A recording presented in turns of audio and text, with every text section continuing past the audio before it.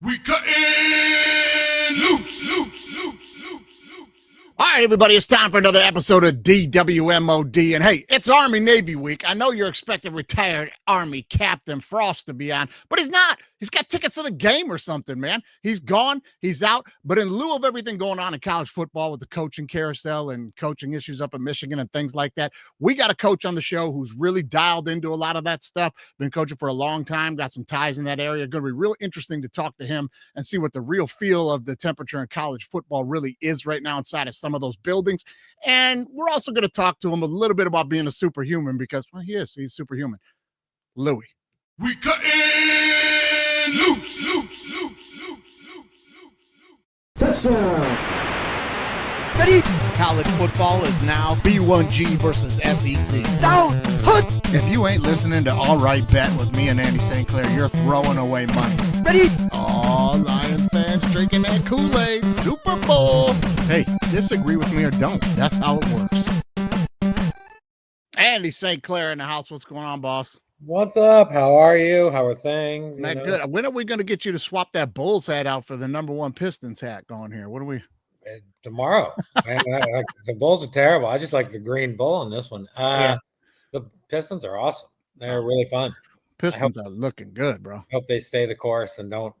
I hope that what I'm hoping they don't do is like make some terrible trade. Yeah, well, listen, we got that on the docket. We are going to get to that with our guest this week. Now, before we bring the guest into the show, Andy, we'll bring you up a little speed because you missed him last year because you were out.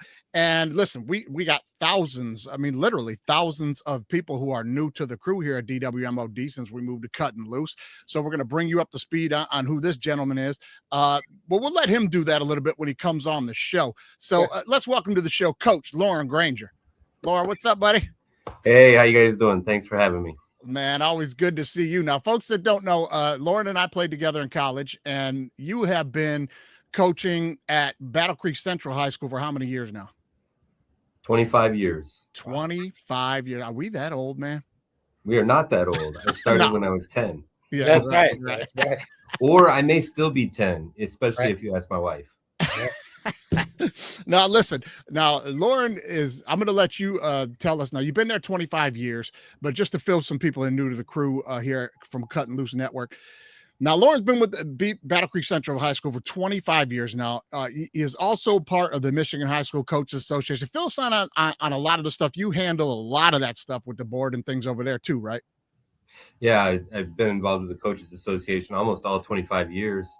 Currently, I'm the CFO of the organization, and I'm also involved in what we call the Clinic Committee, which puts on an annual event in January, similar to the AFCA, where all the football coaches from the country, really from the world, descend on a city in the U.S. and just clinic all week, weekend. And we run one of those similar in Michigan. It's really, primarily for Michigan high school football coaches, but it's one of the bigger ones in the country. And we end up pulling coaches from Indiana, Ohio, Illinois, actually, all over the country, to be honest. But they don't come in the thousands of numbers like they do for AFCA. It's about 1,500, 2,000 people. And so I'm directly involved with the scheduling of the speakers for all of that and the coordination of it. And it's a lot of fun working for the organization, promoting high school football, building relationships with the college coaches. And yeah, now that's exactly what I'm touching on here a little bit is like, so you're not just the average run-of-the-mill high school coach, not to mention you're putting a ton of players out of your program there in Battle Creek out into major, college universities playing football at the high level, guys in the NFL, all kinds of stuff like that to let people know that. So and also to touch on what you just said, great relationship with a lot of the biggest coaches in the business. I mean, you're talking to these guys every year about coming to these conventions you're putting on. You're talking about the recruits of yours that they want. So, I mean, fair to say, you've got a really good working relationship with a lot of the coaches, especially like throughout the Midwest. Yeah, I like to think so anyway. It's a networking industry. So, there are lots of small circles of people within the industry, but most of them know each other and build on the relationships within those circles. And it becomes almost a fraternity of sorts with regards to the coaching carousel and people going from one place to the other. It really almost doesn't matter what happens with what job. There's probably somebody there that I know. Yeah, and I know this for a fact, Andy, because I went down to the FCA convention in Nashville with him 2 years ago, and everybody at the now we're talking thousands and thousands of coaches from the college level, and another thousands of coaches from the high school level. At this thing, it's a whole convention center full of people, and I'm telling you, we didn't walk by a group of people who didn't know Lorin. I'm telling you that right now. Like for sure. So, and that I just got to touch on a little bit, and that's the part that I know you're always like, man, you don't got to do that, but we do. There's a reason a lot of these coaches are tight with you, and that's because of who you are. I got to give you your flowers because there are a lot of new listeners that don't know this kind of thing. Where you're coaching in Battle Creek Central, real tough community. Real tough community you've been rooted in for 25 years. People who are unfamiliar, Battle Creek is it's a pretty rough city in Michigan. If you think we're just doing bits, we're not doing bits, man. Like I'm from Detroit, and I'll tell you, Battle Creek is rough. And what you do there, being involved in these kids' lives, you've been at Battle Creek Central 25 years coaching, and you've lost more players and people associated with your team to gun violence than years you've been coaching there, right? Absolutely, I have. Yeah, that's the worst part of the job, really.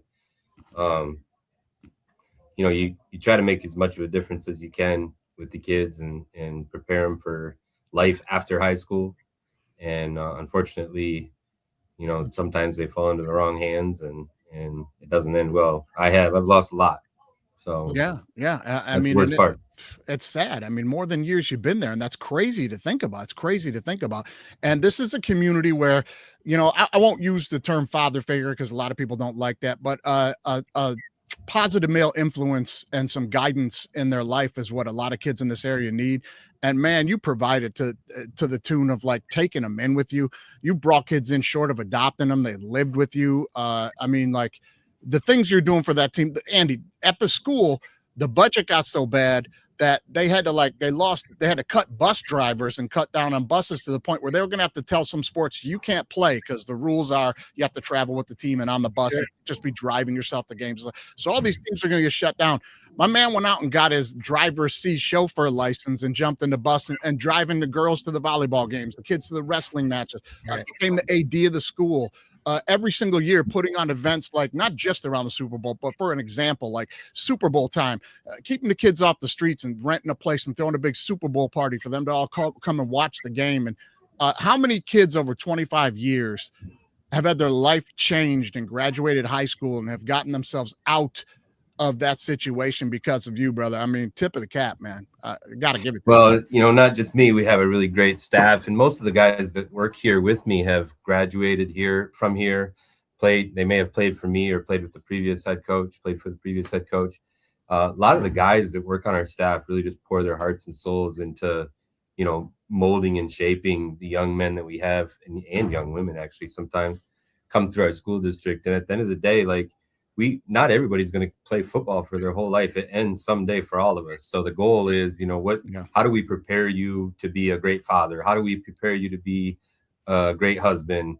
What are you going to do when football's over? Are you going to be a doctor? Are you going to be a lawyer? Are you going to be a teacher? Are you going to be a factory worker? I mean, there's all these things that exist, construction work, all these, everything you can think of, we have kids going into, and our goal is to find, we're not just trying to make them into football players. We're trying to prepare them for life after football. And we've got kids doing all of those things. And, I like to think that every single one of them that's passed through our program has their life is different because they've been here. So yeah, buddy. I mean, anybody that even follows you on social media and stuff, it's like every single day it's what's going on in this community, Battle Creek. How can we come together? Let's help these kids. Let's do, this girl's got a scholarship for softball. Look what's happening with this thing. Come to this event. We're fundraising. I mean, you have really put your money where your mouth is and making the world a better place. And sometimes I gotta be honest with you, man. I look through that stuff and it's humbling, man. And make you question yourself. Like, what am I doing? You know what I mean? Yeah. I mean, I was already thinking about it. I was like, oh God, I've wasted my life. What have I been doing? I'm telling you, man.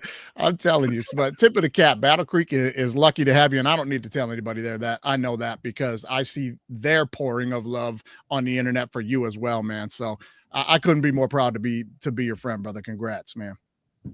Appreciate that. Thank you. It's well said because it's correct and it's true. Let's talk a little bit about the coaching situation in college football right now. Like the whole landscape has changed, man. I'm glad to have you on the show because I really want to get into this a little bit. And Andy and I are pretty dialed into it, but not, with a finger on a pulse like you. How crazy are these coaches going over all of this? And I don't mean just the big time guys. I mean, at the MAC level, they got to be really pulling their hair out. How do they even manage this? Yeah, they're constantly recruiting their own locker room is what they're doing. And I've known guys get out of the business because of that. One of my great friends coaching at Toledo a few years ago, they went to show up for their bowl game, and their running back just didn't show up for the plane. And those sorts of things are happening to these guys. You talk about relationships and pouring your heart and soul into molding and shaping young men. I mean, that's how they look at it at the college level too. And those relationships are starting to diminish for them. And it's really hard. The game is based on relationships and grit and toughness and all of those things that, we all talked about when we were playing it. And now it just seems just so different. The environment it lacks the loyalty that it used to have. It lacks the relationships that it needs. And it's changing the game for sure. I mean, there's just a different environment. In fact, we talked about the clinic earlier and the AFCA earlier. The NCAA shortened didn't shorten it. They cut out one of the transfer portal windows. There's not one after spring football this year coming up. The only one that exists actually stretches from January 2nd to January 16th. That's right in the dates where all these conventions are happening. It'll be really interesting this year to see how many coaches are actually attending the conventions, or are they at home with their teams trying to make sure their kids don't hit the transfer portal? Yeah. Now, is this one of these things, and Andy, maybe from reading up on it and stuff, like, is this one of these things where it's like, it's just such a big corporation that they just can't turn the ship on the dates they want to do this? Because that is literally the dumbest time of the year to have this window open. Why not keep the post-spring ball transfer portal open? That just makes sense. It's after all these bowl games. It's after all this stuff at the end of the season. Everybody can have their exit meetings. And it's after these kids really know where they stand after spring ball. You got these kids jumping ship and uncertainties, and everybody thinks it's about the money. Guys, some of these kids ain't getting a penny to get in the portal. They're just moving. You got your eyes on the stars. That's not the name of the game, really. But some of these kids are transferring because they're not sure they're going to have the opportunity to play before they even get done with spring ball, and that's when the depth chart's set. I mean, tell me I'm wrong on this thing. Yeah, it's interesting. I think the depth chart's ever changing, but you're right. There are kids that are getting in the portal that not only are they not receiving a penny to get in the portal, they're also risking losing the scholarship that they're on right now. Right. And there's more kids in the portal than schools can pick up. So some kids go up, some kids go down, some kids don't find another home. So there's risk involved there. NIL has changed it, of course, completely.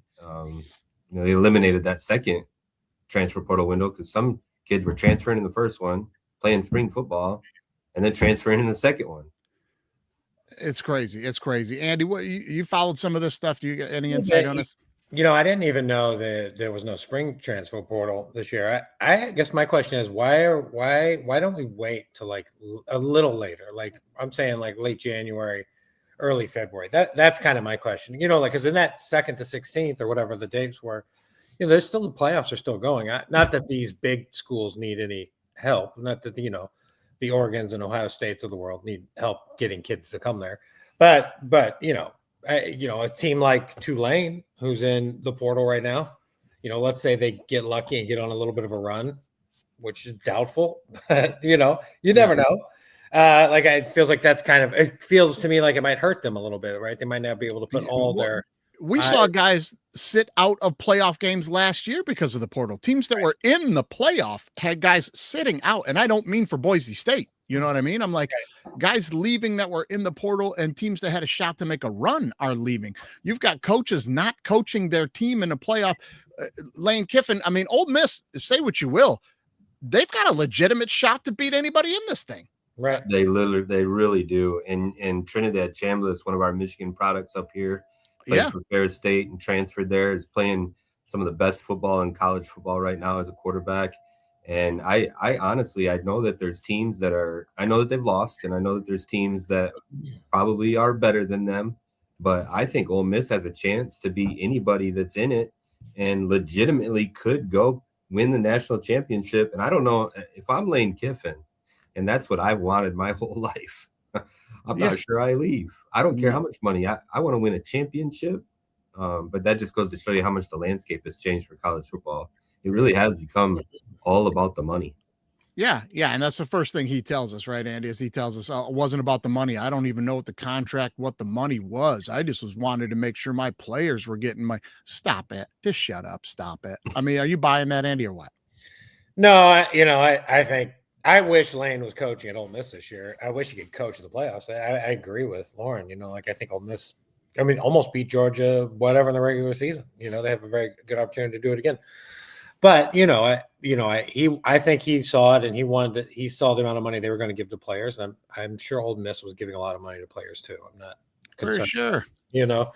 But probably LSU give a little more, and that's where he went. I assume Chambliss. I haven't heard anything, but I assume he's going to LSU next year. I just make that assumption.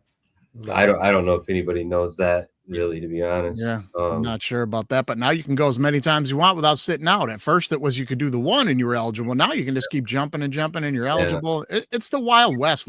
Where are the adults, man? Where are the adults in this thing? Right. It's a hot mess. It's an absolute hot mess.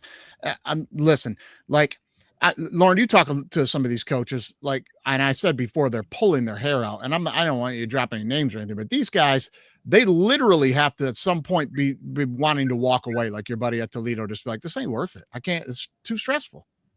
Yeah, some of them do exactly that, get into completely different industries or go to a lower level of football where they really don't have to deal with that. And, right. And some of those guys are pretty good coaches. Right. Yeah. And furthermore, I don't understand Lane Kiffin. You're giving up stability in a business that has no stability. You could have stayed at Ole Miss for another 20 damn years. I guess you go to LSU where they're going to fire you in 2 years if you don't beat everybody in the SEC, which is unlikely. You know what I mean? Why would you make that choice if nothing other than his mindset has to be, I'm not a good enough coach to win a championship with a $20 million budget. I have to be able to buy the best players or I'll never win it. Man, and if LSU hasn't turned into the graveyard for coaches the last few that they've had, geez, it's almost like you go there to kill your career. Right. You ain't kidding. And I know you and I would both agree, and you don't have to nod or say yes, but boy, it couldn't happen to a better guy than Brian Kelly. I'll tell you that right now. And it is well known on this show that I do not like Brian Kelly. I won't ask you to share some Brian Kelly stories. I saw that his name came up for that Michigan job, and I was like, what? Why? No. Why was Brian Kelly's name up for the Michigan job? What? No way. Why? No way. No way. I'll tell you, we're not even going to do that in no way, but no way. There's no way. No way. No, we're giving that up. All right, let's talk for a minute on this U of M coaching Sharon Moore thing. Now, here's what I'm going to say at the beginning of this right now. I'm not interested in the TMZ of all this. I'm not interested in some of the dumb shit like Fine Bum wants to talk about on ESPN. At first, when I found out it was just he was, sleeping with a staffer and she might have been pregnant and stuff, I had the same reaction I'm sure you guys did, where I was like, just what an idiot. You got the best job in the world. You're married. You got young kids. What are you doing?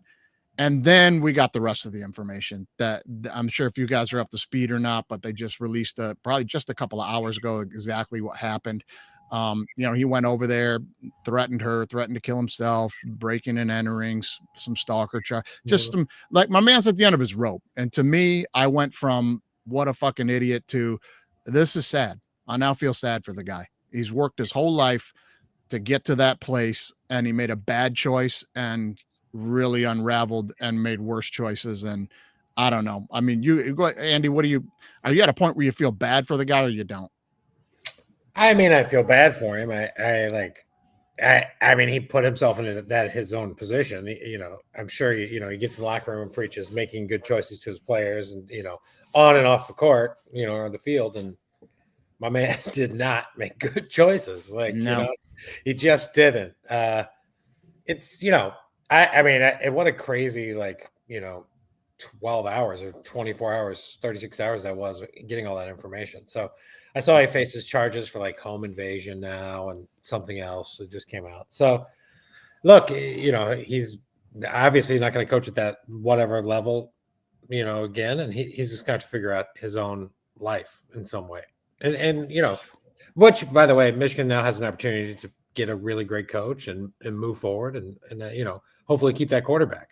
That's what Michigan probably has to focus on a little bit. Yeah, probably first and foremost. But what a meltdown, Lorin! Like a complete meltdown. See somebody at the end of the rope like that. I mean, there's some stories coming out that like pressure for like he felt that there were people on the inside wanted to push him out and all these kind of things that are breaking right now that we don't know. I guess all we know right now is that they did an investigation earlier in the year after some information. They found that it didn't lead anywhere and had nothing. And then all of a sudden, overnight, something happened. Somebody delivered some information that we haven't been privy to yet, but something came down where they acted within 24 hours on it. Lorin, what do you make of that? Yeah, I mean, obviously it must have been beyond any doubt. And you asked Andy if he felt bad for the guy, and I honestly, I had that thought come through my mind a couple of nights ago while I was first reading about everything, but I haven't thought a whole lot about him, to be honest. My thoughts really have been more about his wife and his kids and how they feel. The circus that must be going on in that house, and her responsibility to try to manage the emotions of her kids, watching their dad, fall from grace, so to speak. And the other thought I haven't heard many people talk about, but think about this. This has been going on for who knows how long. Right. Michigan is 9-3. Yeah. With a leader who was clearly distracted and wasn't thinking about what was most important throughout this football season. I think about the kids on that team and the talent and commitment that they must have to their program. We were talking earlier about the lack of loyalty and the lack of commitment in college football. Yeah. But look at that team, and I'm not a Michigan fan, but great respect for the players in that locker room. Sure. And the coaches that have been working with them through all of this, because I can't imagine what it would be like to try and steer a ship whose captain is not focused. Yeah. Real tough. Right place. Real tough. I mean, and just 2 years removed from an undefeated team whose whole message was the team. Guys gave up on the NFL. They came back. That locker room was just like, that was the epitome. In my recent memory, I can't remember a college football team that was more team oriented and involved than that team was. And then just 2 years later, this, and then furthermore, I got to bash on ESPN a little bit more, because the first thing they do on SportsCenter is they go into talking about this guy. And then, I mean, they're not even done with 2 sentences about it. I don't know if you guys saw this. And they immediately go into, and Michigan's program, if we all remember, shrouded in this and that, and Connor Stallions. And they went into like a 10-minute segment on Connor Stallions. I'm like, what are we doing? Like you said, Lorin, like this guy's wife and kids, like, I don't know. My wife made a good point. She sat on a couch and she said, you'll never outlive this in this day and age. That's what everybody thinks is like, and now he's got to try to like get his life right and come back from this. And she's like, not anymore. That's not a reality. When these kids are 20 something years old, they're going to Google their name and know who their dad is. They can't move anywhere and get away from this. They can't. I'm like, that's brutal, man. That's brutal. Andy, you can't escape this. You can't. And, the internet is written in ink, like it's very hard to scrub any trouble, photos, all that stuff. I guess my question is, because you mentioned this, Mikey, you said like they didn't find enough information or whatever you said earlier. Sure. Like, I believe Michigan knew, right? I believe if Michigan was in the playoffs and this information doesn't come out, right? Like I just don't see it getting dropped at this point. I believe they figured this out in mid-November. Like it's not really that hard, right? To find out if he's over at that girl's house or what. Like Probably just not. follow the car, like put a private like. So I just think they knew in some way. I think the whole story is confusing, to be honest. Like it's a little confusing. I get what he did. I was like, I read somebody had a baby with her. I was like, what is happening? Like it's all insane. So I Yeah. think he kept it a little quiet, and then they released it. Comes down to money. They want to be able to fire him for just cause, and Yeah. they didn't have enough proof. And whatever bombshell was dropped the other day gave them the just cause to move on from the money, and that's the gross part of it. It just is. We'll move on from it. Like you said, Lorin, though, the main focus here is those poor kids and his wife. They didn't ask for any of that, and it's tough being a coach's wife to begin with. To begin with, Especially you at don't that get level. any time. Yeah. Yeah, at that level. Correct. You're right. At that Especially level. at that level. Yeah, at that level. Now, Andy, you brought up they've got a chance to get a really good coach. The top of the list there. The top of the list there is a fella named Caleb DeBoer. Now, let me go back a little bit. And turn it to you, Lorin. Tell us about your first year as a young coach going to the AFCA Coaches Convention. I want you to share this story with everybody because it's amazing. Go ahead. Yeah, well, you know what it is it's a story about a great human being, which is Kalen DeBoer, and I believe I was first or second year head coach. It would have been 2012-13 range. I had gone down to the AFCA convention in San Antonio, and if you've ever been to this thing, there's 15,000 coaches that attend, and so I had a hotel reservation that I made on hotels.com.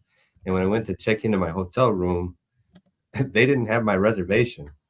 And with that many people, even in a city like San Antonio, you're traveling miles. There's no rooms, bro. A single hotel room in any place that you would be willing to sleep. And so there really wasn't a whole lot I could do. I was kind of stuck, and I was by myself. I was stuck in a hotel that I didn't have a room in. And Kalen, and I think I may have met Coach DeBoer one time before that, or maybe two times. He was coaching in the Midwest somewhere. I want to say Eastern Michigan something somewhere. And so I do think I had met him before, but didn't know him at all. And we were in the lobby of the hotel, and he checked into his room and he said, "Hey, I got 2 beds in my room. We're here for the same thing if you need a place to crash." And so needless to say, we spent a lot of time with each other over those next couple of days. And I got to know Coach DeBoer quite a bit over not just that weekend, but over the last 10 or 12 years. We've stayed in touch. I'll get text messages from him, good luck on your game tonight on a Friday night, when he's supposed to be thinking about his game on Saturday, which is kind of cool. That's awesome, man. A man of high integrity. He's part of a tight-knit circle of coaches that are all great guys. In fact, Chris Creighton is one of his good friends. He's the head coach at Eastern Michigan right now. And Tom Allen, who was the head coach at Indiana.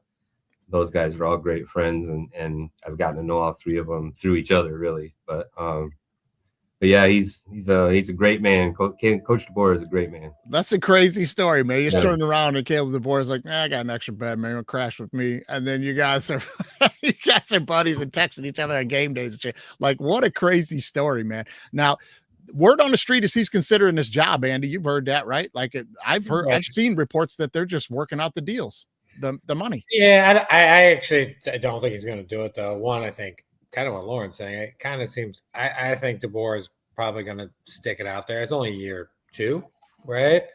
I think year 2 at Bama. I get it's hard. Bama's like fanatical in general, and probably I have no idea. Probably for somebody like DeBoer, who seems like a pretty good dude, as even Lorin was just saying, like he's like, why? What a mess! Like, these guys are crazy in Alabama. So I doubt it's DeBoer. I do think it will be a sitting head coach, though.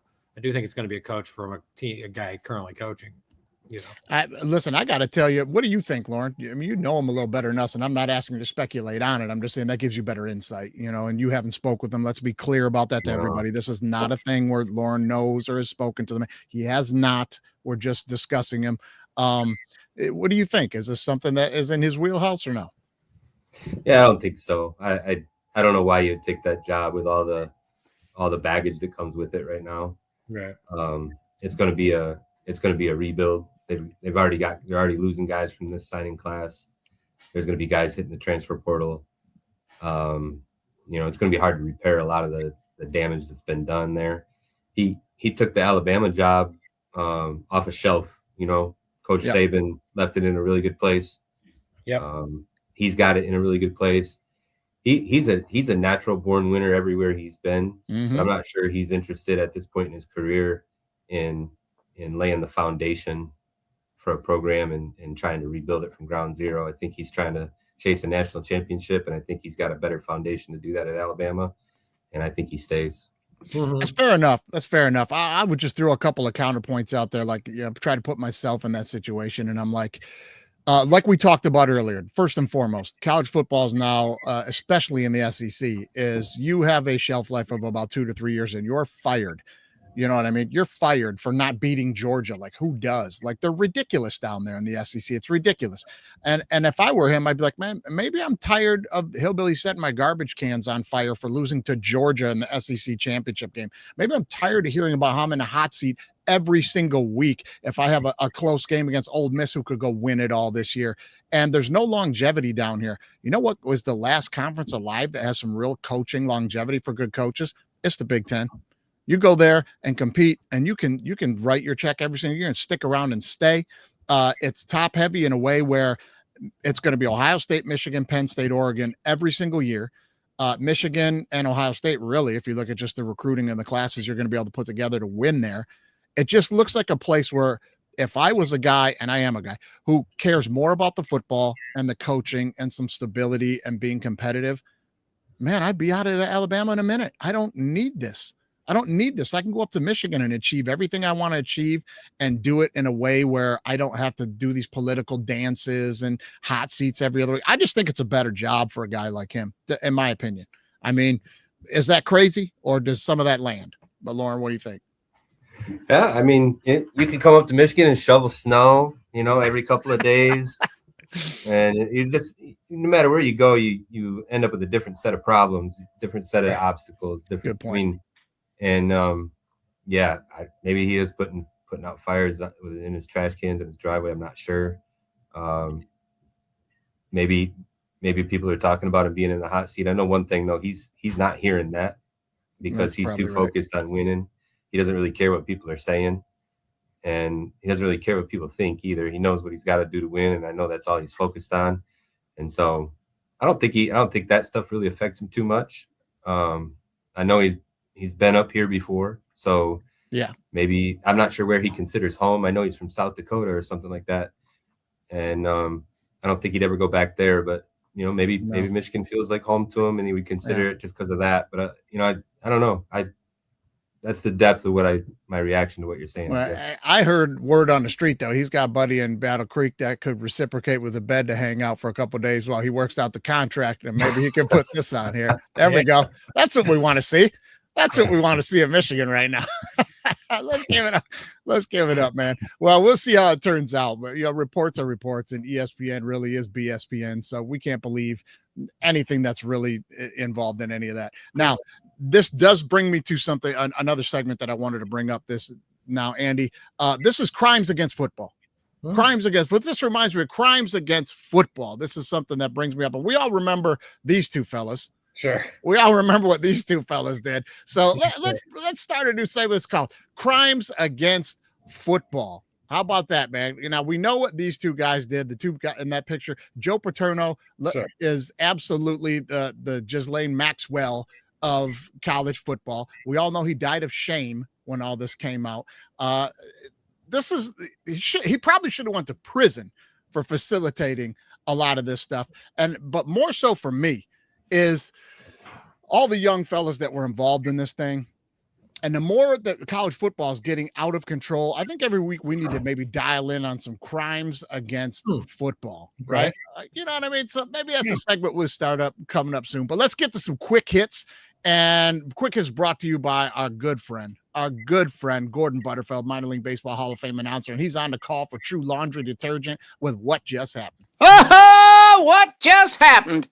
What Just Happened is brought to you by True Laundry Detergent. It's a locally owned company, and these fellas live in the neighborhood. They're saving you money. That's 101 loads in one bag. They got laundry detergent and fabric softener. They've even got dry sheets for you. Got sensitive skin, they've got the free and clear. No fragrances, no dyes, no additives.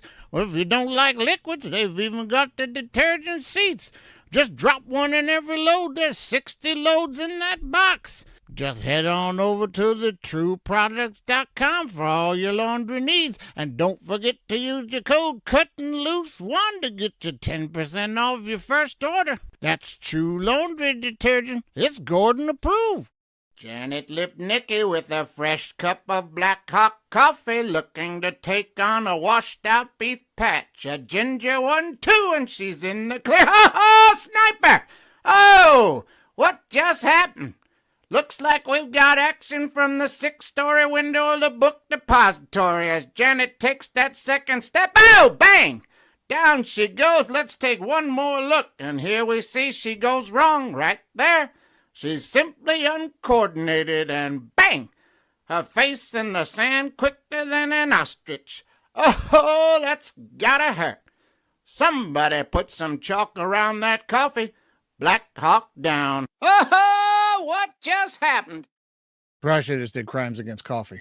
Well, it looks like she got that coffee, then walked out into the water and then spilled it.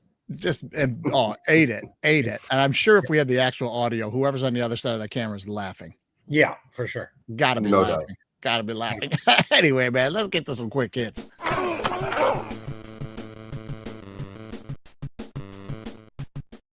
All right, let's quickly touch on the Baseball Hall of Fame. You saw that they had their, the Veterans Committee or whatever voted this. Here it is. Pull it up there, Louis. There we go. Contemporary baseball era voting. Jeff Kent gets in the Hall of Fame. Pretty unanimous on the votes there. No Mattingly and no Murphy. They don't get in this time around. Lorin, what do you think those two guys, they should have got in or what? Jeff Kent is a slam dunk. The only reason he's had to wait around is because he didn't play media games and they didn't like him. He's the all-time home run leader for second baseman. He's number 2 in RBIs, MVP. All of it. So he gets put in.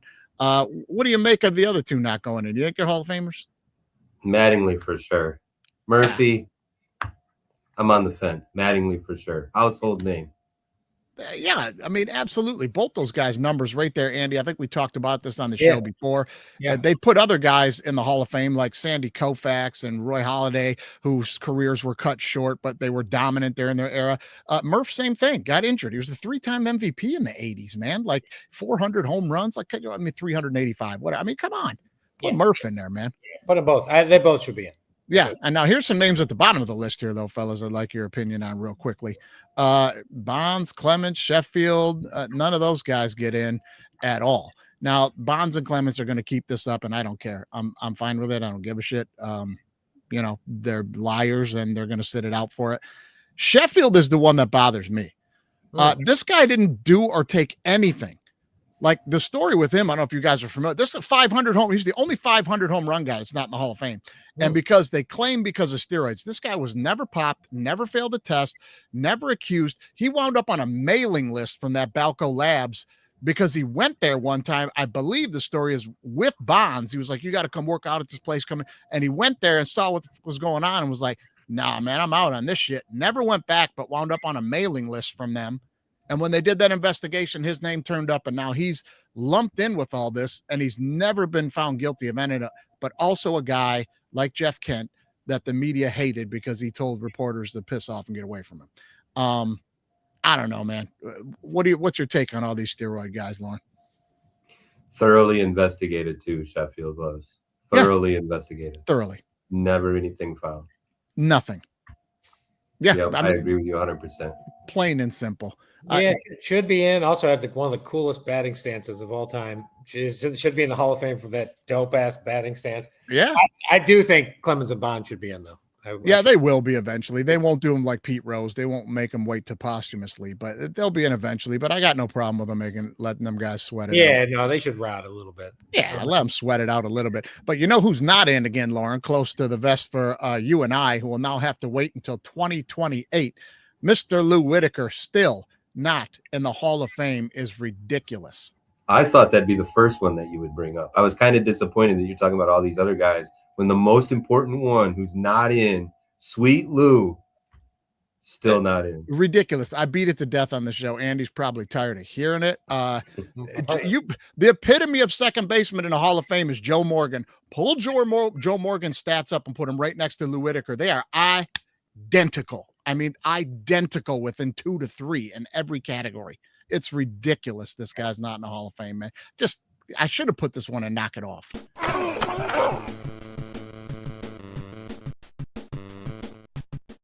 All right, give me some quick insight here, Lorin. I got to get your opinion on this, man. Welcome back, Mr. Phillip Rivers. He will be starting for the Colts this weekend, buddy. What's behind this one? What do you think? Cincinnati took a shot on a veteran quarterback. It kind of worked out for them. Got him a couple of quick wins. Hey, maybe the Colts are thinking, let's try our hand with a veteran quarterback too. This is crazy, Andy. Where are you at on this thing, man? I mean, good luck. 44 years old, man. Good luck. Those dudes, I'm worried for old Phil, but just throw it quickly, Phil. That's my advice to Mr. Yeah. Rivers. Throw it quickly. You got to think that that's the mindset here, right? Because the Colts are top 5 in every defensive statistic that there is. They're one of the top rushing teams in the league. I think that's exactly what they're looking for. Somebody who could just come in and just don't turn the ball over 3 times, man. That's what they were doing early with Daniel Jones, right? I mean, now he could move a little bit and run a little until he got hurt. He was playing really, really well. But that's got to be the thought process here, right? Is just get a few first downs, enough to where we can punt and flip the field and play defense. Don't turn it over and see if we can grab a few wins, 23-20 or some shit, right? That's that's give the ball to Jonathan Taylor. Maybe Phil hits Pierce down 20 yards downfield and hope that works out. Right. You think that plan's going to work, Lorin? What do you think? I mean, run the ball, play defense. defense. I think you'll see a lot of quick passing game. I do think you'll see that. Got to. And I think they'll hand the ball off a lot. Got to. Yeah. Well, if any of you guys give yourself a chance to win at the end. Yeah, give yourself a chance to win at the end. If you guys are listening to All Right Bet, where we're giving you all our picks for NCAA and NFL football picks, I'm going to be on that Colts teaser plus 21.5. Give me that. Wait, who are they playing again? They playing Seattle? Yeah, at Seattle. Give me 21.5. It ain't going to be that bad. No NFL games are that bad. I mean, NFL game that's a 22-point victory. That's an outlier. Hey, come on, man. Right? Give me the Colts this weekend, baby. Give it to me.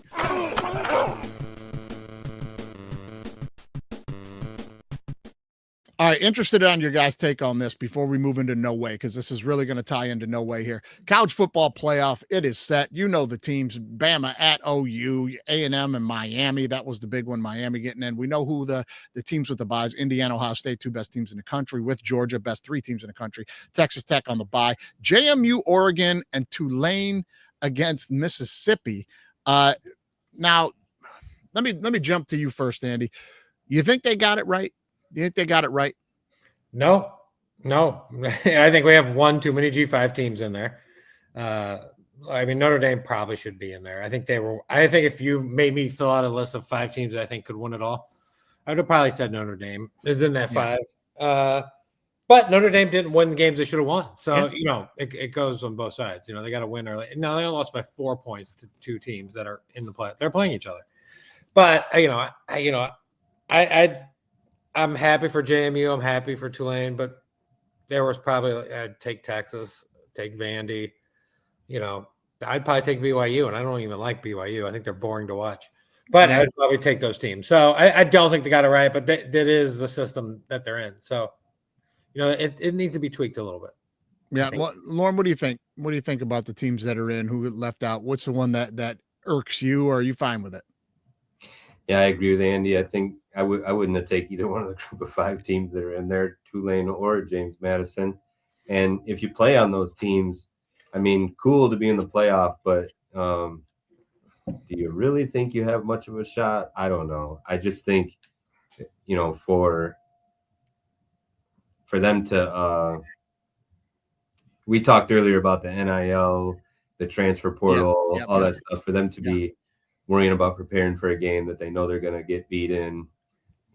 How productive is that for the programs? How productive is that for the players? And you got a couple of teams that probably would have given better competition and wanted to be there anyway. Something's wrong with the system. It is the system that they're in, so I understand. but disappointed to not see a couple of those 3 teams that he mentioned being. I got to be honest, man. You know, I'm a group of 5 proponent and advocate because I do think you can't exclude those conferences, because then where are you sending them to go live in purgatory if they have no claim or tie to being a part of Division I football? I think it's very important to have at least one mandatory every single year. You know, I think it is. 2 to be in this year was a bit, the JMU one shocked me. The JMU one really did shock me. They didn't blow Troy out in that game. That final score might have said it, but Andy, you and I were watching it because we had some cash going on it. Listen, Troy was in that game. I mean, the JMU really did kind of shock me. Tulane didn't. A decent enough resume, beat some good teams this year. Now, as far as Notre Dame, let's get into the Notre Dame thing a little bit. I got to say, too bad. I think this is the committee sending a message to Notre Dame about joining a conference. Listen, we're controlling the money here, and we're done with this. You play by your rules. You don't have to do anything anyone else has to do to get into a playoff. By Notre Dame not playing in playoff games, here's another theory of mine. By Notre Dame not playing in playoff games, conference championship games, they are setting the precedent for all these other teams to come forward and say, we're not going to play in these championship games anymore then if it's going to hurt us. If we're going to get bounced from the game, then we don't want to play this extra game because Notre Dame doesn't have to play it and they get to go into the playoff. And in the midst of all that, Notre Dame also gets to keep all their money from their own TV rights with NBC and all this. They're getting fat and happy on this thing all the way to the bank. And I think that was a clear message from the committee this year that Alabama loses the championship game, gets in with 3 losses, and Notre Dame's out. Is that a stretch for me to connect those dots, Andy? Well, I mean, they might want to punish Notre Dame all they want, but they made a deal with Notre Dame for next year. If they're in the top 12 in the ranking, they're in. Right? I thought they made that for them last year. Yeah. And then went against it. Well, no, that's for next year. Next year, the AD said. So if they're in the top 12 at the end of the next year, they're in automatically, right? So, like, I guess it's – I mean, I feel like Notre Dame – you know, it's kind of an unfortunate break, right? They lost against 2 teams that, you know, Miami kind of caught fire. Like punishing them, like all they're doing is making the committee look dumb, right? Because now we are talking about the committee, right? Sure. Like, so they just kind of, I felt like they had to take Miami. They just have to. Miami beat them. Head-to-head world, they have to. Now Notre Dame would have been ahead of Texas and Vandy and all those other teams. So I think it was a little bit of just bad luck for Notre Dame. Also, they didn't punish them for going to the champ. They should have not. In my opinion, Alabama probably should be out.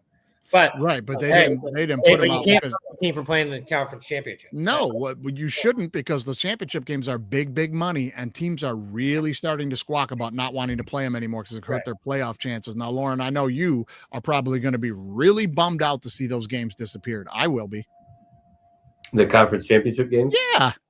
Yeah, they shouldn't disappear. They should be playing in them, and Notre Dame should be in a conference. I don't know that this is what's so kind of ridiculous about having a committee, though, is the fact that these conversations can even be had. Give me the top 12 teams. If we're going to have playoffs with 12 teams in it, give me the top 12 teams, no matter who they are, conference or not, conference championship or not. Give me the top 12 teams and let's play a playoff. And if we're worried about group of 5 teams getting in there, then let's expand it to 16 or whatever we need to expand it to in order to include a few more. But that's a slippery slope to me, because we are having that opinion, us 3, as people who would attack that conversation moralistically and would look at it and would pick the teams that really deserved it. And we are not the type of people who everyone else involved on the money side of this thing are. And they are people that the money will talk. And then we'll be in a room where it'll be like, we don't give a shit really who the best 12 teams are. Who's going to draw the most money? And they'll make an argument for a team with 4 losses to be in because they'll draw more money. It's just what they're going to do. You know what I mean? I'd argue against Notre Dame to what you were saying, Andy. I would argue Vandy has a better tie to this playoff than Notre Dame.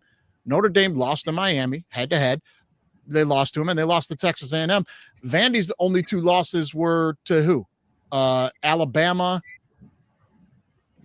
Texas. Okay. Yeah, Alabama and Texas, right? By a total of, it's right here, by a total of 15 points. And then I would look at their other resume work. They beat a lot better teams than Notre Dame ever did all season long. Yeah, for sure. So, I mean, maybe, and I'm not saying, I'm just saying to play devil's advocate. Put $1 million on Notre Dame for me against Vandy. Just give me I'll put whatever the spread is. Vandy should have lost. Vandy was losing by about 30 to Texas. Texas just took off. Like they were one of those games that made the score look a little closer than it was. They lost by 3. Right. They covered because we all had Vandy at 3.5, and you're like, it's over. Sure, covered. Yeah, covered. Notre Dame's better than Vandy. Like there's no world. I like Vandy, but Notre Dame's better than Vandy. Right. Well, listen, let's just get to the solution that we laid out 5 years ago on this show. Just let the Big Ten and the SEC have what they call the college football Super Bowl. 8 teams from the SEC will have their own playoff. 8 teams from the Big Ten will have their own playoff, just like NFL, AFC, NFC. Those 2 teams will meet in the championship game for a college football Super Bowl, and then let all the group of 5 schools, let them play for the Division I national championship. I mean, if you're the Big Ten and you're the SEC, why do you need the NCAA? You don't. Why don't you just band together and create your own organization? Correct. And forget the rest of it.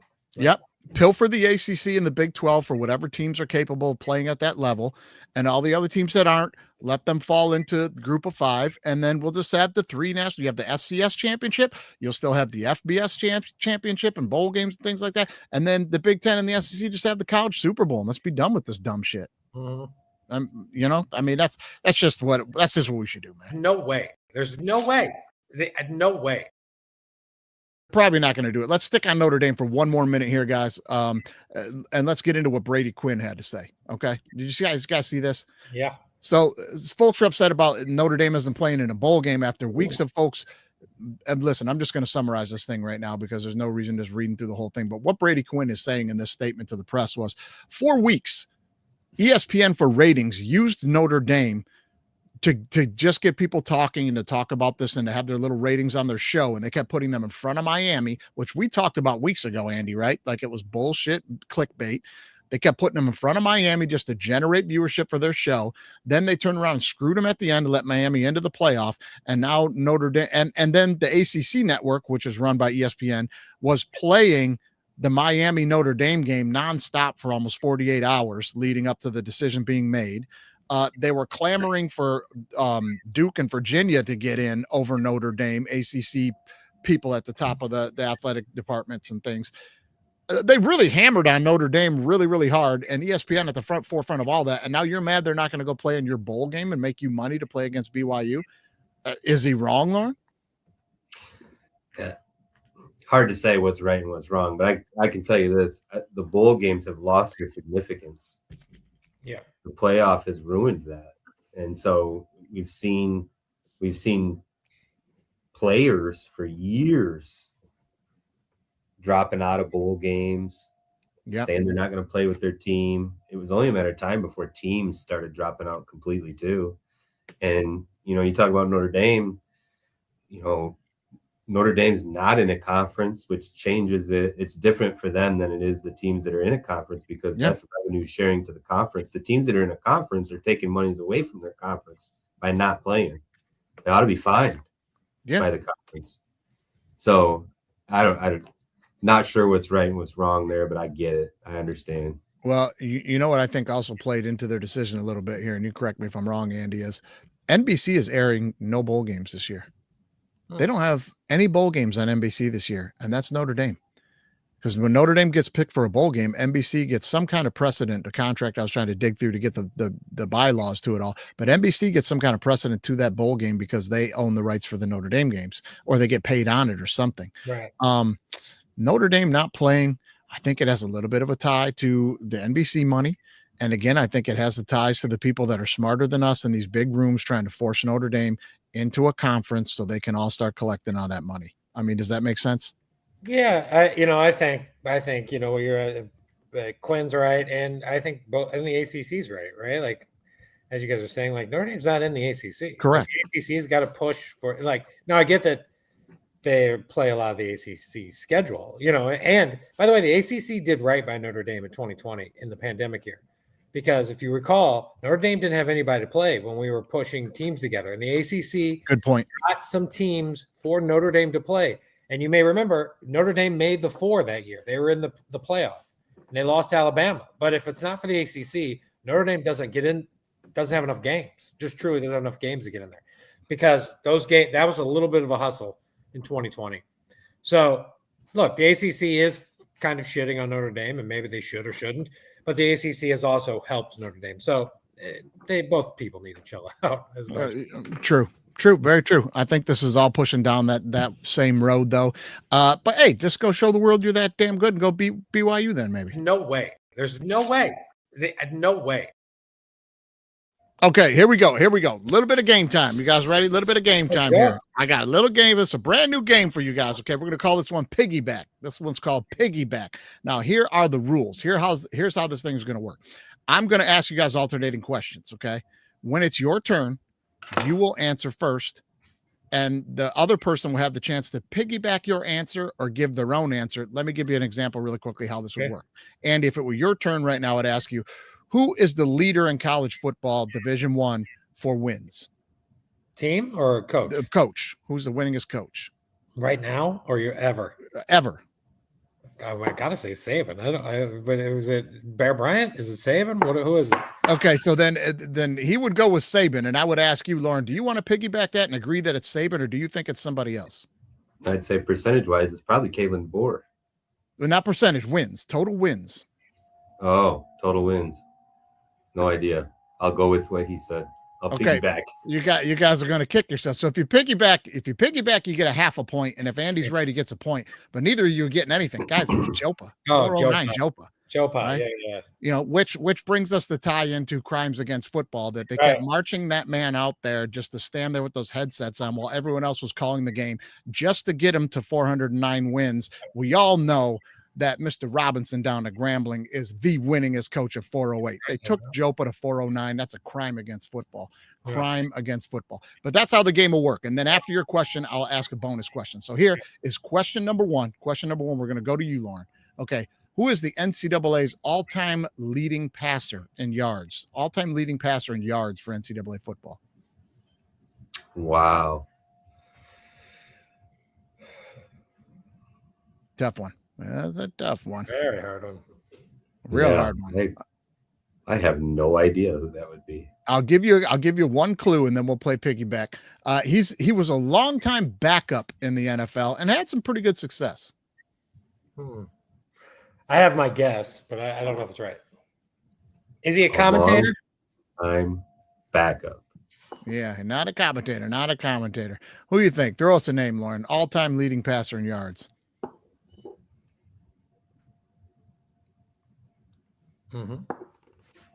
It's a tough one. Yeah, and I think your hint is actually throwing me off even more. right. Maybe. Because I want to go with like one of these group of 5 teams that air raid that just threw for 4,000 yards in a season. Right. But I can't think of the name of either quarterbacks. And like old Andre Ware type or something like that. I got you. Well, throw us something. Give us something off the top of your head here.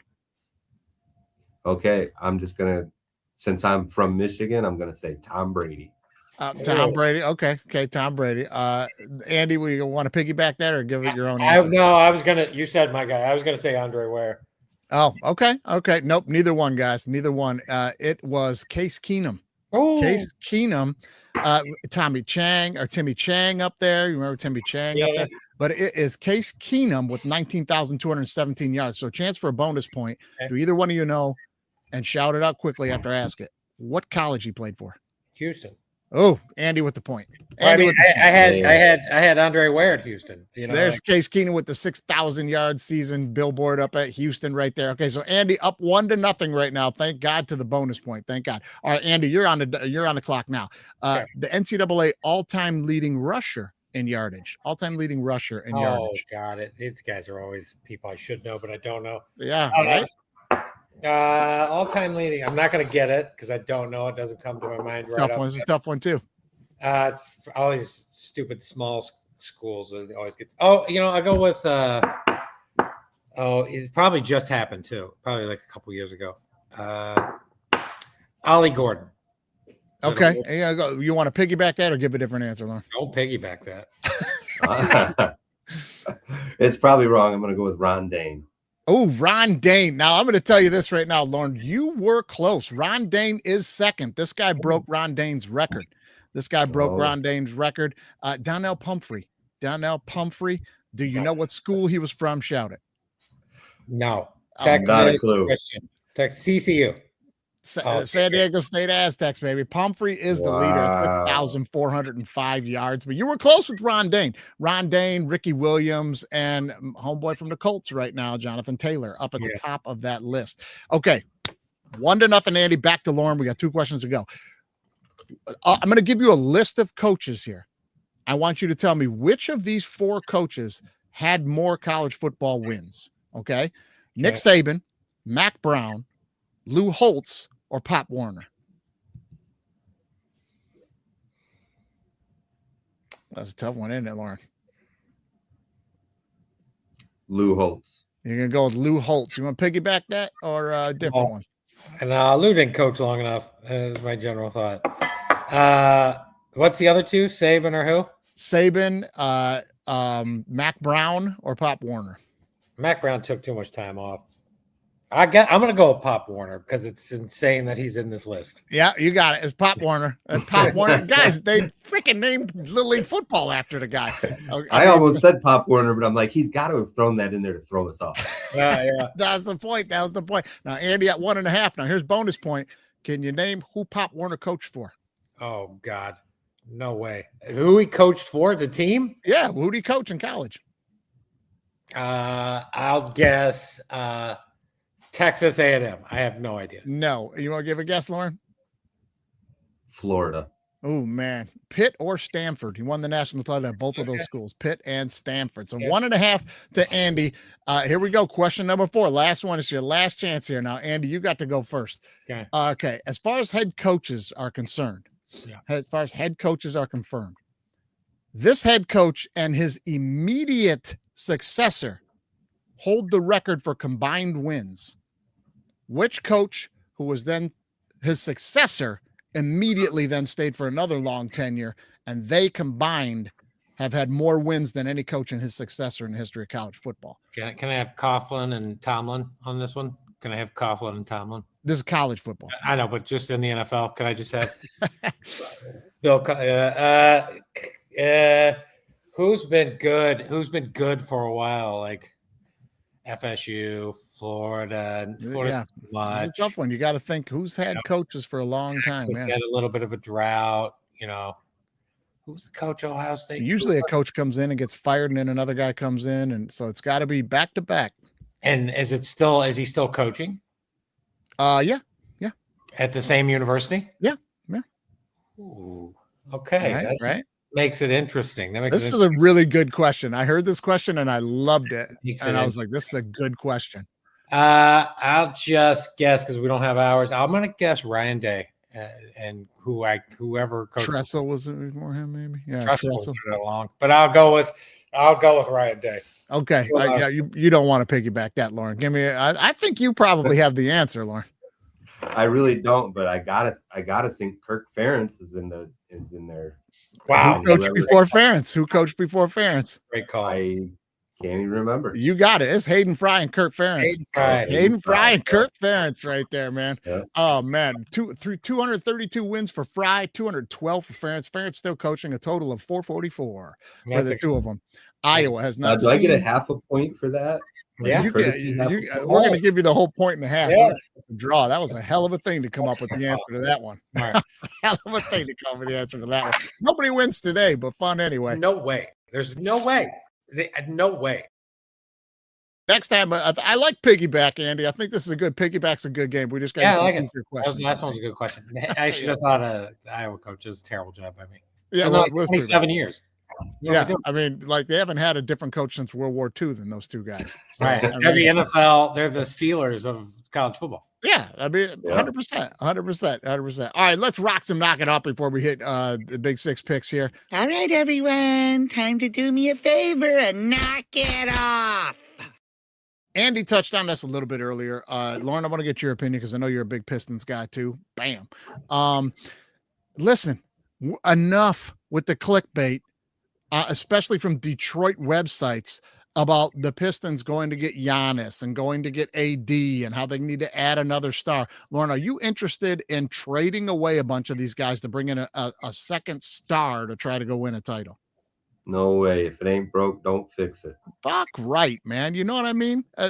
Listen, Giannis, no thank you. Dude at the end of his career. Yeah, I'm saying it. He is on the downturn. The injuries are coming. That's something you're going to eat. It's not going to work. It never works when you do something like that. And you're going to bust up the core of the team for that. No thanks.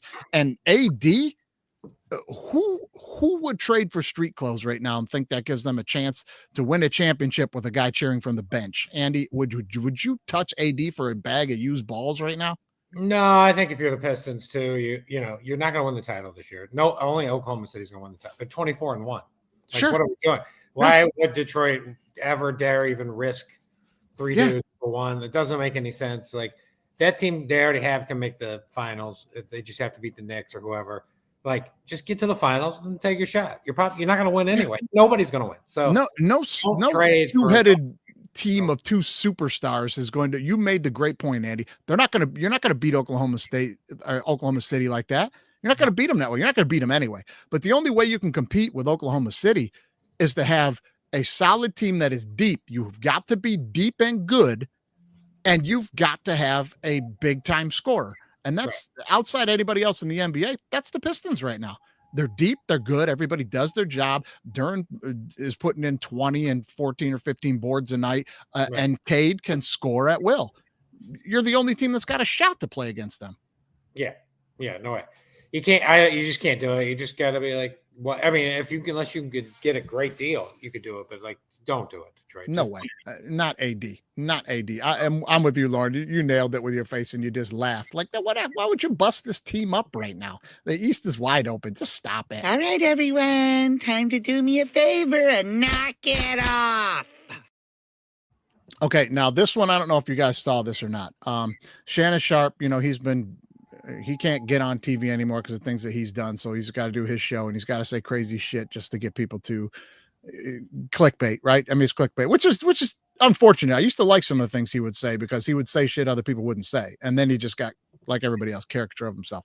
Here's what he had to say about the Shedeur Sanders situation.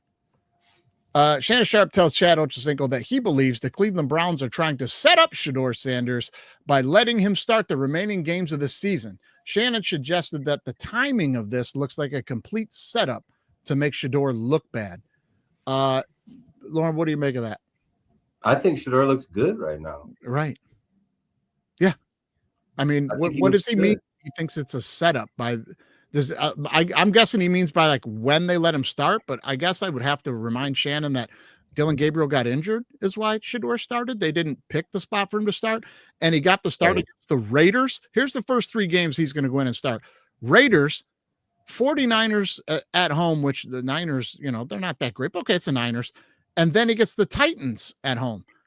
Andy, correct me if I'm wrong, but that looks like the exact stretch of games that any franchise would put a young quarterback in to try to make a switch, correct?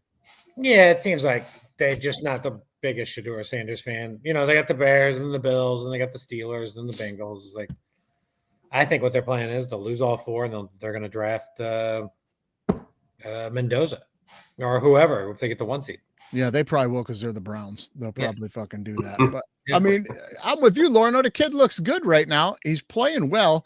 I would also argue that like the whole media storm around this attempt to take Shedeur down and blackball him from the NFL and all this, it is the biggest mirror to like modern day politics that I've seen in sports in my lifetime.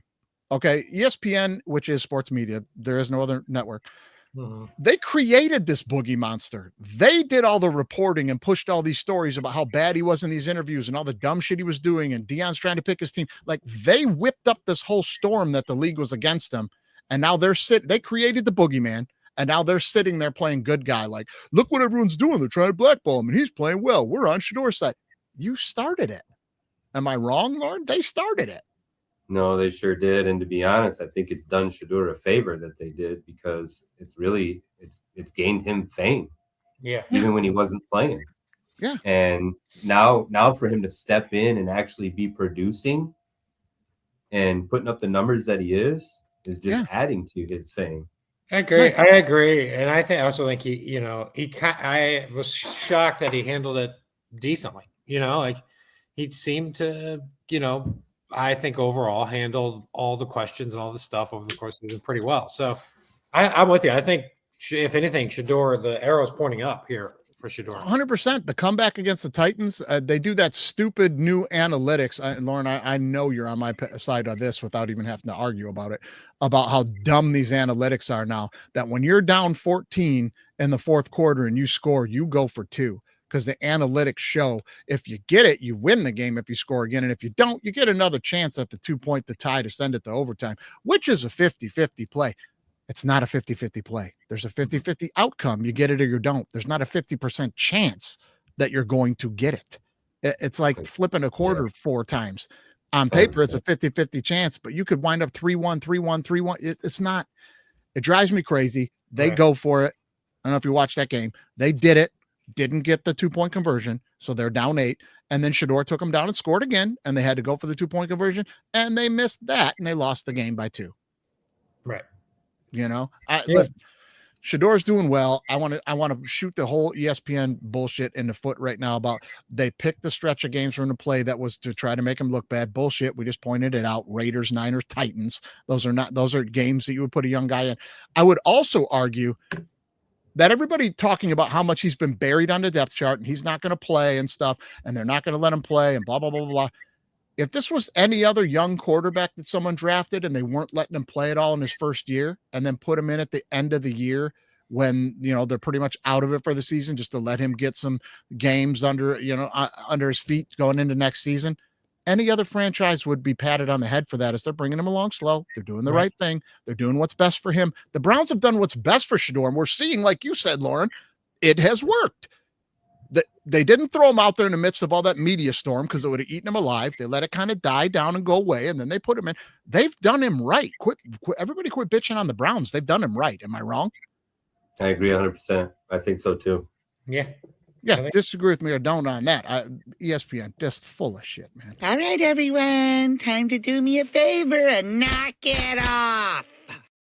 All right, guys, we've been getting at it, but there were some important things to talk about college football here. So let's get to the Big 6 picks, guys. It is time for the Big 6 picks, and they are brought to you by the official beer choice of the DWMOD podcast. That is Old English 800, baby.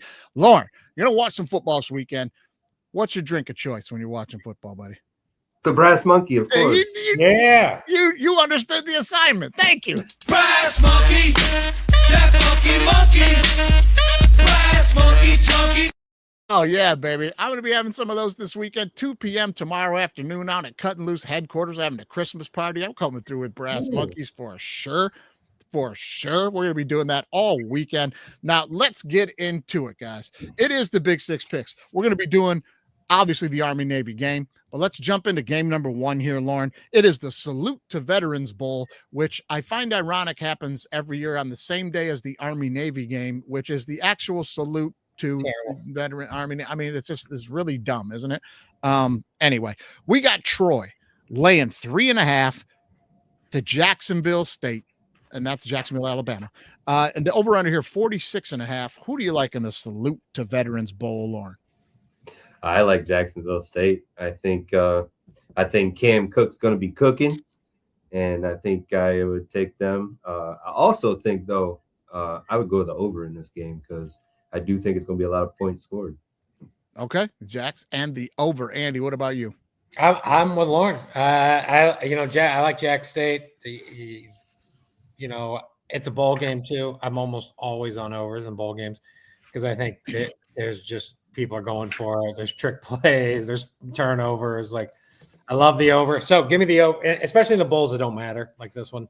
Like, it's not a playoff bowl is all I'm saying. So yeah, I like Jacksonville State. I'm with it. I like Cook. I'm Troy got a little lucky, I think, with JMU. I don't think I like Jack State. Yeah, Troy. Now you listen to the show. You know, I've been on Troy for a long time down the stretch. I told you they were going to make a comeback. I told you they were going to get in the Sun Belt Championship, knock off Southern Miss. They did it. They got there and they fell short, and all that's fine. And they played really, really well. But I'm going to be on Jack's state. I'm going to be on Jack's here as well, because here's the deal. QB1 got hurt in the conference championship game. He's out. RB1 and their best defensive end, they're both not playing in the bowl game. What am I doing? I can't take Troy with knowing that that's going on. Give me Jacksonville State. But here's where I am going to be a little different than you two guys. I'm going to take the under, just because Troy's defense, you saw what they were doing against JMU. This is the heart and soul of this team, is defense. They're going to slow this thing down. But I'm going to take Jacksonville State and the points as well. Now, here's the standing so far, Lorin. Just not to put too much pressure on you, but the standing for the season right now, the guest pickers with 4 weeks to go are in first place for the first time in the history of this show. Okay, 38 and 2. Oh, All right, and they are +4. They are +4, and that's important because that's the tiebreakers, the over-unders. They're +4 in the over-unders. I am 2 games behind at 36 and 40 and sitting at +2 striking distance. Andy, last week, after mopping up the guest and going 5-1, has clawed himself back into this thing. All right, 30, 46 and 2, right back in this thing, Andy. What am I? 36 No, and 40? sorry, 35 and 47. So now you are a game back of me, 3 back of the guest picker, but you're sitting at -6. So you're going to need to win this thing outright. I'm all right. Just give me a win, baby. Like, big comeback. 5 games last week you gained on everybody. That's huge with 4 weeks to go. That's huge, Man. So anyway, here we go. Game number 2. The LA Bowl, that's Boise State +9.5. First the Washington Huskies, 52.5 is the over-under here. Guys, I'm just going to be on Washington. I'm going to lay the 9.5. I'm going to take the over in this thing for sure. No players have announced really that they're sitting this thing out at all. Boise State without their starting left tackles about it, but he's been out since week 4. Really no information to give you on that one. I'm going to take Washington minus the 9.5 and the over. Lorin, what do you like? I agree. Washington and the over. Just like Andy said in the bowl games, it seems like everybody's scoring. Touchdown for you, touchdown for you, touchdown for you. Yeah, it's almost like the NBA these are two offensive powerhouse teams. I mean, they're going to score a lot of points, I think. Yep. What about you, Andy? Well, the next Michigan head coach will be coaching on Saturday. I love Coach Fish in Washington. I think he's an awesome coach. I think he's going to coach Michigan, and I think he's going to put it up on Boise. So I like Washington and the over. Washington and the over. Going to audition for that job, Caleb. The board does not want, we think. Yeah. Okay. All right. Let's jump to the biggest game. The biggest game. The game with the most respect on it all year long. It's the Army-Navy game, guys. Army is +6.5 against Navy this year. The over-under here is 38. Andy hates this game. He hates the service academies. And disclaimer, that is not the view of everyone else on this show or panel today. We do not hate the service academies. They're just boring games. I don't know why it's a standalone game. We don't need it, but fine, I'll watch it. But let's give these boys their due. Who do you think wins this one, buddy? I'm going to take Navy's a favor, right? Yeah. Give me Navy. Give me a 6.5 and give me the over. Normally, the under is an auto play, but I think Navy and Army will score some points. I like the over. I like Navy. Yeah, I'm with you. I like Navy and the over as well. I told you a couple of weeks ago. I told you again last week, baby, get on Navy and Horvath. This game looks like the exact opposite of what last year was, right? Last year, Army and Captain America were rolling in undefeated. We're going to, and all they need to do is beat Navy, and they're going to be in the damn playoff. And Captain America, they were supposed to blow them out. The spread was double digits, and Navy put it on them. It didn't work out that way. Well, this year's going to be the opposite of that. Navy's supposed to put it on them. Horvath is that good. They were a couple of points short of getting in the playoff themselves this year. Give me Navy. Give me the over. What do you think, Lorin? Not only should this game be being played this weekend, it should be the only game being played this weekend. It should. I take Navy, and here's my thing, though. I think in this flex bone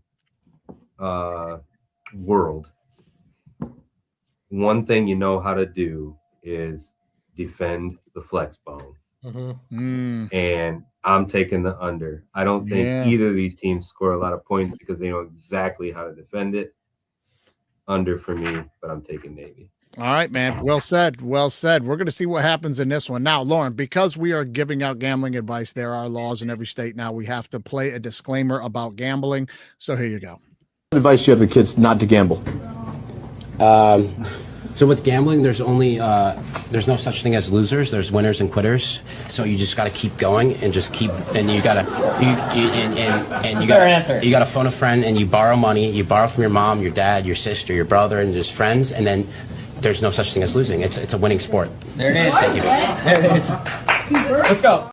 There it is. There's your disclaimer. Don't be a quitter, kids. Let's keep gambling on sports. Let's get into the NFL, guys. We got 3 games this weekend, some pretty big ones, too. Let's jump into game number 1. The Ravens -2.5 at Cincinnati. The over-under here is 51.5. Andy, who do you like?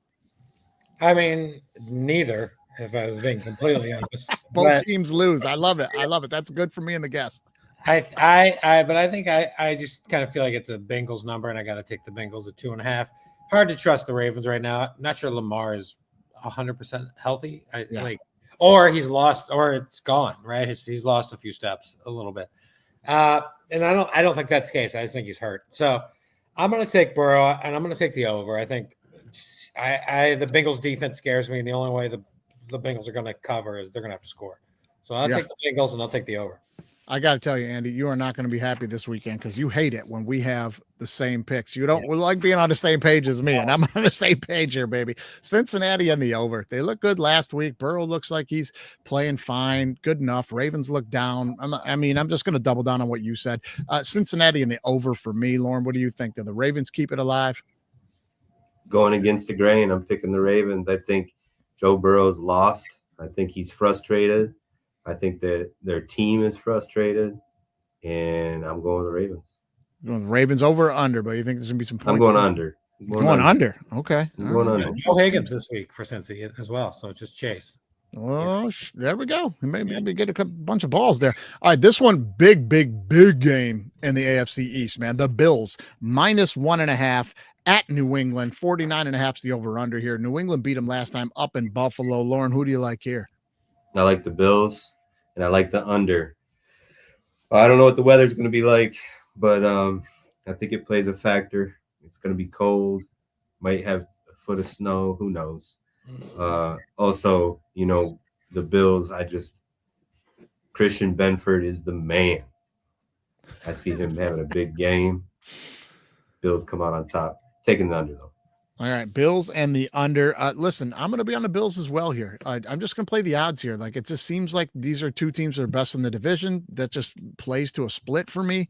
I think the Bills are desperate. They need to win. They don't want to be at the bottom of the seeding chart. They're not going to win the division, I don't think. But, they need this game. They really need this game. And Josh Allen looked like last week that he is the man pressing for it. So I'm going to take the Bills, but I'm going to take the over. I'm going to take the over in this one. I think both teams get moving. What do you think, Andy? Flip-flop on this game. I think if you're taking the Bills, you're basically just betting on Josh Allen, right? Yeah. Like, ultimately, you're just like, Josh Allen's the guy. Yep. But Vrabel, after a bye week, he's done it 6 times. He's coached for 6 years.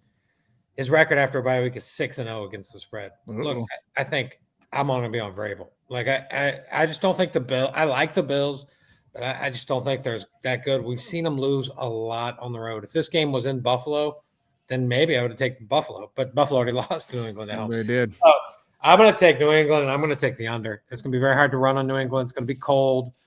I just expect a little more out of New England to get it done. Also, by the way, there only twice I think it's happened where a team has won 10 games in a row, which I think New England's on that sort of tear, and been an underdog. And I know one time was Brady had to go into Pittsburgh. And so if you like the Bills, this is be a nice little spot. Brady went into Pittsburgh and beat Pittsburgh by about 14. So, there is some precedent for like the Bills to win here, but I'm riding with New England. All right, Wade. That's why Andy's on the show, Lauren. He knows all these Vegas stats and the 6-0s and after the spread and all these things, man. And they play. But he's going to be on the Pats and the under here. We're going to be on the other side of it. This could be the game that brings us all really close in the standings here. Really close. All right, last game of the week. I think this is going to be a better game than most people think it is going to be. Green Bay -2.5 at the Broncos. The over/under here 43. Andy, what do you think, man? I like the Packers here. I think they're the better team. I think it's the, I get that the Packers are a little up and down. They're kind of, these teams are so similar to me. Like, you never really know what you're getting at either team. But I trust Jacobs and I trust Love just a little more than I trust Nix and Harvey ultimately. So I'm gonna take the Packers. 43 is, I hate that number. It's a great number. I don't think the game's going to be 17-10. I for some reason I'm feeling like 24-21. So I'm going to take the over just barely. I'm over in Green Bay for me. Okay. And what do you think, Lorin? Where are you at? Man, I hate to see as a Lions fan, I hate to see the Packers win ever. Yes. And so I'm not going to pick them. I like the Broncos here, but really not just because of that. I think that, the Broncos defense, their front line is something like Green Bay hasn't had to see lately. And I think that they're going to get after it on the front, and pass rush is going to be a problem. I can see a few sacks coming. I think the Broncos play good defense, so I'm taking the under. All right, baby. We're going to be on the under. Broncos and the under. I'm going to be with Andy just for the sake of this contest. I'll be rooting like a son of a bitch for the Broncos to win the game. But listen, at 2.5, you got to give me the hook here if you want me to be on the Broncos. I got to be on the Packers here to win the game by a field goal. And I'm going to be on the under. I'm going to be on the under in this thing because both these teams are more than happy to sit back and try to win it on the last drive. I think the Broncos are primed to get caught right now. They haven't got caught. They've squeaked out everyone they almost got caught in. You're not getting through the whole year without getting caught once. And the Packers are playing better football right now. So, hey, go Broncos. But for the contest, I'll be on the fucking Packers here and the under. All right, guys, that's it for the Big Six picks. Those are your picks for the week. If you want to know what me and Andy are giving you for this week's bowl games and the rest of the NFL games, you can tune on over at All Right Bet. It's a standalone episode. You know the drill. We're giving you out winners over there. Right now, over on All Right Bet, Lorin, on the season, we are 330-156 in college football, and we are 216-84 in NFL football. So we're handing out winners for free, man. Get on over there and check that show out, DWMOD, All Right Bet. And you know what, man, Lorin, I got to tell you, thank you so much for being on the show, brother. Thank you for everything that you're doing in your community. And I think it's only right. With you on the show that we go out with sports for the win. It's really the only thing that can unite people of all kind of races, creeds, colors, religion. It's the one thing that brings everybody together in spite of all that is sports for the win. You'll listen to this crowd as Jack Hoffman, a young man that, as I mentioned, has really been adopted by this football team, just scored a touchdown. Uh-oh.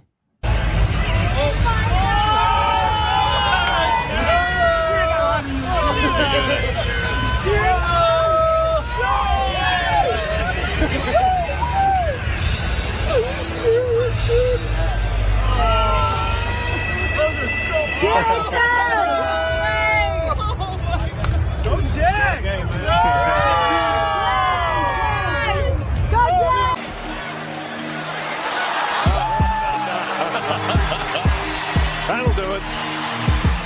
Jason Terry goes over and gives that woman a kiss. Luke Weaver, Bader will pinch hit for him, and Addison Russell as a present.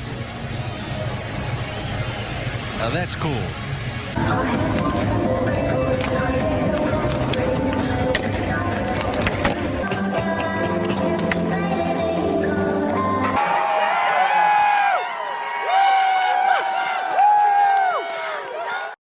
Sports for the win, baby. Sports for the win. Bringing people together since the beginning of time. Keep doing your thing, Lorin. You're making the world a better place every single minute that you're doing what you're doing. And I don't know, maybe in a couple weeks, I might take you up on that offer to see you at the old coaches convention. That sounds like a good time, buddy. Come on down, man. It's always a good time. I think I'll probably see you at that damn thing, man. We'll see you next time. We cutting loops.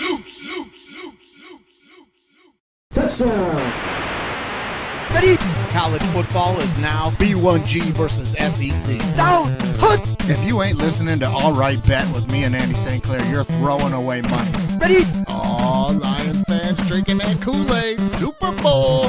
Hey, disagree with me or don't. That's how it works. Fellas, some good football talk there, man. That was fun, man. Cutting loops.